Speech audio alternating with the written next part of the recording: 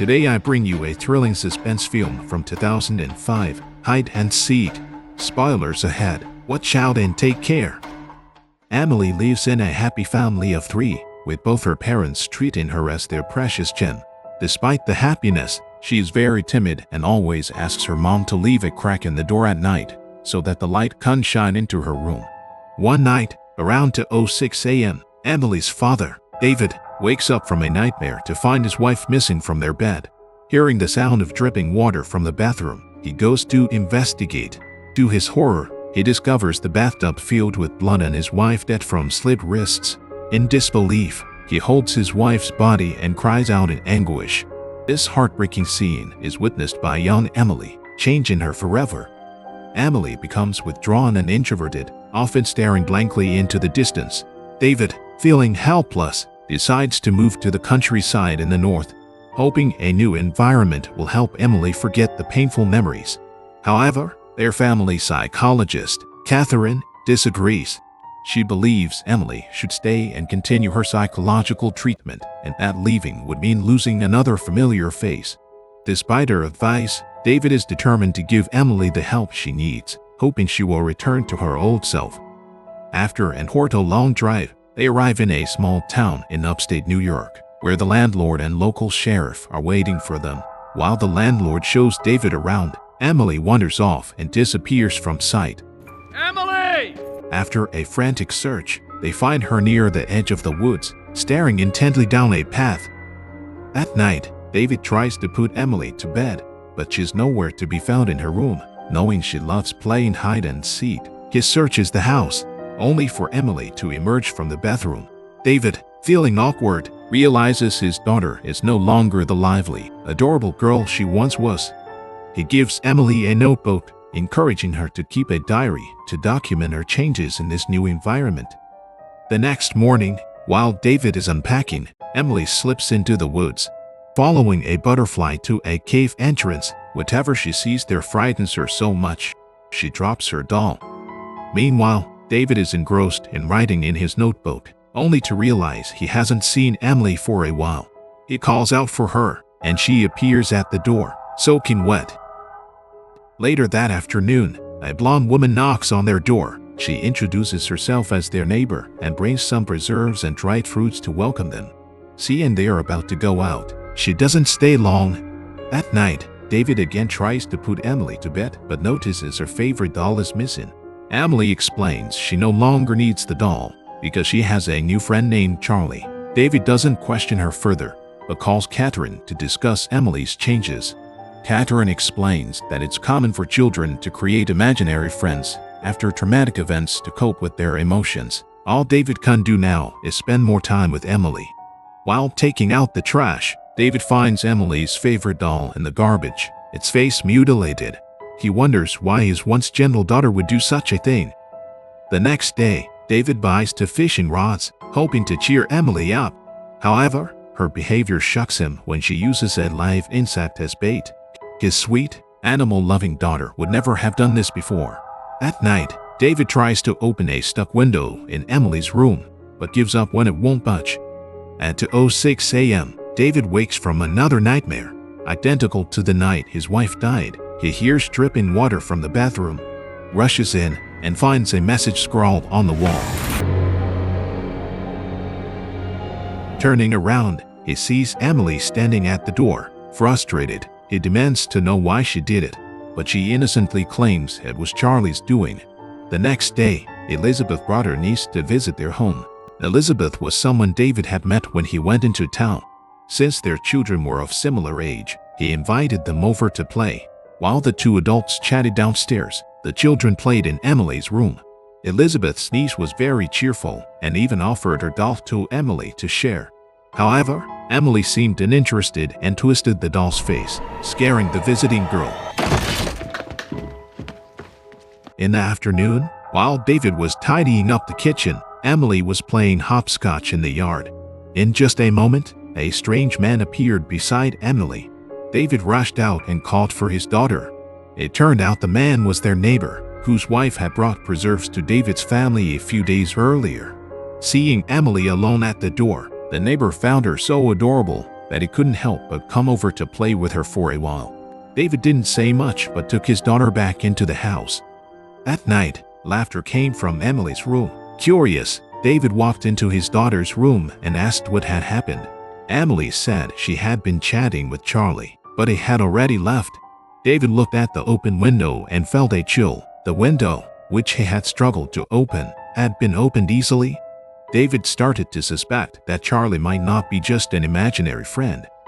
He asked Emily to introduce him to Charlie, hoping to have a good talk with him. But Emily refused, saying Charlie didn't like her father. After David left, Emily played hide and seek in her room, leading her to the basement. Finding it empty, she was about to leave when the light suddenly went out. Is that you? Hearing her screams, David rushed into the basement and found Emily cowering in a corner. She told him Charlie had hidden again, back into the darkness. That night, Elizabeth arrived again, carrying large bags. Emily sensed that Elizabeth was trying to win her father's affection, so she deliberately dressed in her mother's clothes to express her rejection. At the dinner table, she vividly described her mother's death, making Elizabeth uncomfortable. Elizabeth, who had only been to their home twice, didn't understand why Emily was so hostile. At night, David had the same dream again, attending a party with his wife. At 2:06 a.m., he woke up and went to the bathroom, finding another message on the wall. The bathtub was filled with dirty water, and he found the body of their cat.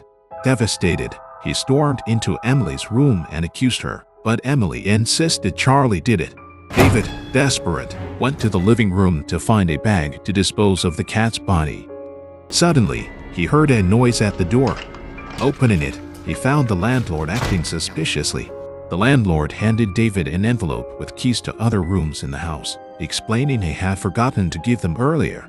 When David questioned why he was delivering keys at such a late hour, the landlord explained he had an early flight the next day and wanted to ensure David had the keys. With so many strange events happening, David decided he needed to have a serious talk with his daughter. He couldn't understand why his once well-behaved daughter was doing such terrible things and blaming them on an imaginary friend. Emily insisted that Charlie was real, showing David her room's walls covered in eerie drawings of Charlie and her mother. Emily said her mother liked Charlie. David, becoming increasingly unstable, didn't know where Emily had learned these things. Who told you that? Charlie did. The next day, Catherine came to visit. Emily was thrilled to see her, as she hadn't been this happy in a long time. Catherine's visit aimed to assess Emily's condition. She asked Emily what she and Charlie did together. Emily said they played hide and seek, their favorite game, and that Charlie didn't like Catherine's visits because they disrupted their plan to make David unhappy. Catherine believed Emily's condition was worsening and wanted to take her for treatment. But David refused, asking for 2 more weeks to observe her. If there was no improvement, he would agree to Catherine's plan. At night, David entered Emily's room and found her diary. He was shocked to see that each page corner showed a sequence depicting her mother's suicide. What are you doing, Daddy? Nothing. Emily caught him reading and asked him to close the door completely. Hunger needed the light. The next day, it rained heavily. Elizabeth visited again. David, wearing headphones, had written in his diary, didn't notice her arrival. Elizabeth found no one in the living room and went to Emily's room. Emily told her that David wasn't home. Elizabeth, trying to make amends for their previous encounter, said she came to see Emily. Emily said she was playing hide and seek with Charlie and asked not to be disturbed. Elizabeth, recalling David mentioning Charlie, thought he was just an imaginary friend. As she approached the wardrobe, something terrifying pushed her out the window. David, finishing his writing, found Emily drawing a picture of a man pushing a woman out of a window.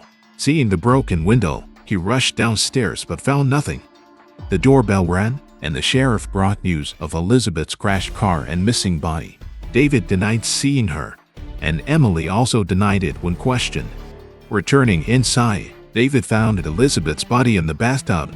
He snapped, demanding to know who Charlie was, but Emily cried, saying she couldn't tell him, locking her in her room. He lost control. Emily called Catherine, asking her to come quickly. Meanwhile, David encountered the neighbor and, mistaking him for Charlie, attacked him. David returned inside, thinking Charlie was gone, but Emily insisted he would return. The storage room door opened, revealing unpacked boxes, an unused notebook, and unopened headphones. David's memories flooded back, revealing the night he killed his wife after discovering her affair, staged as a suicide.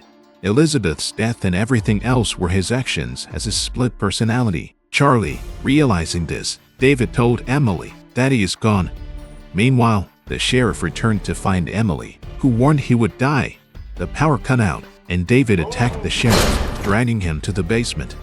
Emily, terrified, tried to lock the basement door but found her father behind her, ready to play hide and seek. 1000. Catherine arrived, pushed into the basement by David, where she found the injured sheriff and a gun. She rushed to save Emily, but the room was empty. Outside, David chased Emily into the woods. There you are. Hide and seek.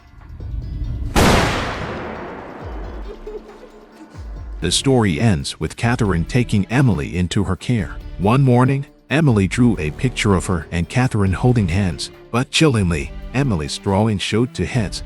This concludes the thrilling story of Hide and Seek. David's split personality twist is shocking, but the ending twist is even more unexpected.